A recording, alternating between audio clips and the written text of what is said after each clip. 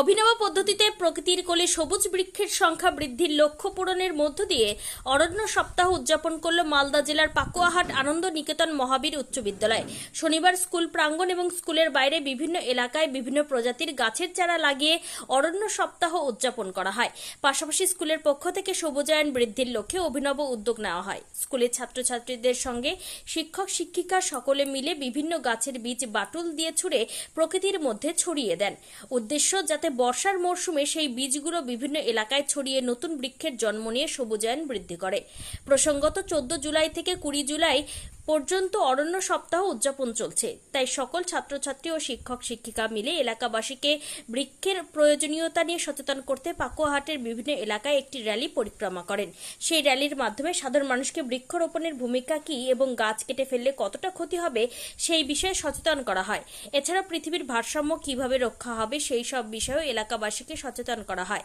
অরণ্য সপ্তাহ উদযাপন উপলক্ষে কি বলেছেন পাকুয়াহাট আনন্দ নিকেতন মহাবীর উচ্চ বিদ্যালয়ের প্রধান শিক্ষক তপন চন্দ্র সরকার, শুনুন। আজকে আমরা আমাদের পাকুয়াহাট আনন্দ নিকেতন মহাবীর উচ্চ বিদ্যালয়ের পক্ষ থেকে অরণ্য সপ্তাহ উদযাপন করছি। আমরা আমাদের মাস্টারমশাইরা আছেন এবং আমাদের ছাত্রছাত্রীরা রয়েছেন। আমরা আমাদের বিদ্যালয় চত্বরে আজকে অরণ্য সপ্তাহ উপলক্ষে আমরা কতগুলো গাছ লাগালাম। এরপর আমরা বিদ্যালয়ের বাইরেও পরিবেশেও গাছ লাগানোর জন্য এক অভিনব পদ্ধতি অবলম্বন করেছি। আমাদের ছাত্রছাত্রীরা কিছু বীজ ওরা আগের থেকেই প্রস্তুত করেছে। এর ভেতরে বীজ আছে, একটা কাঁঠালের বীজ আছে। এরা আমাদের পরিবেশের বাইরে যেখানে রাস্তায় ফাঁকা আছে সেই সব জায়গায় এই বাটুল দিয়ে ওরা এই বীজগুলো ছুঁড়বে এবং বর্ষাকালে ওর ভেতরেই অঙ্কুরিত হয়ে এখান থেকে গাছ বেরোবে। এমনিভাবে ওরা বিভিন্ন রকমের বীজ দিয়ে, এটাতে যেমন আম বীজ রয়েছে এর ভেতরে, এই অভিনব পদ্ধতিতে আমরা এবার বৃক্ষরোপণ করতে যাচ্ছি আমাদের বিদ্যালয়ের পক্ষ থেকে।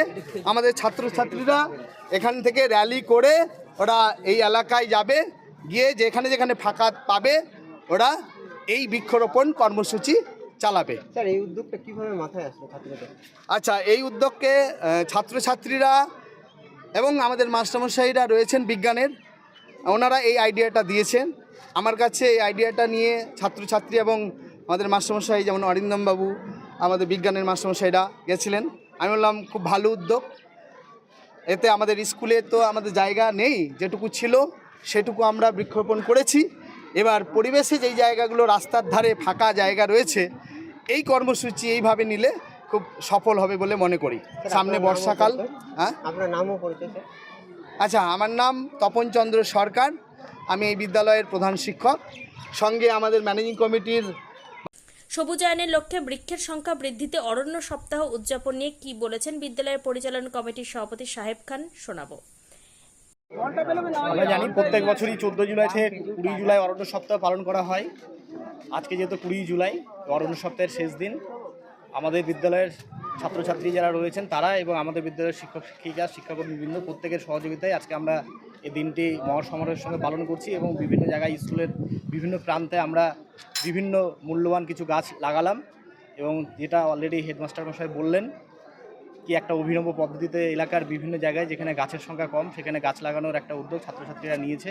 এই উদ্যোগকে আমরা সাধুবাদ জানাই। আপনার নামও পড়তে? আমার নাম সাহেব খান, আমি পাকুয়াহাট এএনএম হাই স্কুলের ম্যানেজিং কমিটির প্রেসিডেন্ট।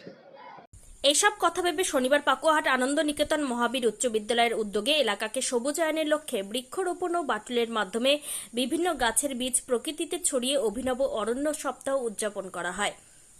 মালদার পাকুয়াহাট ঘুরে স্বপন চক্রবর্তী রিপোর্ট, টাইমস 14 বাংলা। আপনি কি কিডনির রোগে ভুগছেন? তাহলে আর দেরি না করে আজই আসুন আপনার এলাকার একমাত্র বিশ্বস্ত প্রতিষ্ঠান জীবন রেখাতে। এখানে বিশেষজ্ঞ নেফ্রোলজিস্ট ডাক্তাররা লেজার ট্রিটমেন্টের মাধ্যমে রোগীদের সমস্ত ধরনের কিডনির এবং প্রোস্টেটের অপারেশন করে থাকেন। রোগী দেখছেন nephrologist doctor Arkaprabha Chakraborty, SSKM hospital, Kolkata; doctor Sunil Kumar, Apollo hospital, Kolkata; doctor Pinaki Mukherjee, NRS hospital, Kolkata. এছাড়াও এখানে প্রতিদিন অপারেশন করছেন ও বহির্বিভাগের রোগী দেখছেন ইউরোসার্জন ডক্টর আতার কাশিম, পিজি হসপিটাল, কলকাতা। তাছাড়াও এখানে স্বাস্থ্যসাথী কার্ড ও ওয়েস্ট বেঙ্গল হেলথ স্কিমের সুবিধা রয়েছে। আমাদের ঠিকানা রায়গঞ্জ, উকিলপাড়া। বিশদে জানতে কল করুন 8373306655 অথবা 8373066644 এই নম্বরে।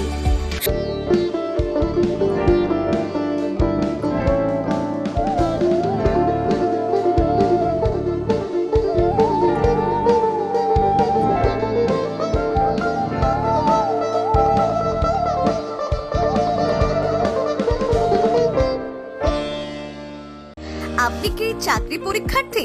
চাকরি পরীক্ষার বই খুঁজছেন? তাহলে আজই চলে আসুন সৌর বুক অ্যান্ড ম্যাগাজিন সেন্টারে। এখানে BSc, WBCS, bank, rail, ICDS, nursing, ANM এবং জিএনএম সহ কেন্দ্রীয় ও রাজ্য সরকারের সকল চাকরির পরীক্ষার বই ও ম্যাগাজিন পাওয়া যায়। আমাদের ঠিকানা খড়িমোড়, মোহনবাটি, রায়গঞ্জ। বিস্তারিত জানতে যোগাযোগ করুন 9002904090 অথবা 9434347016।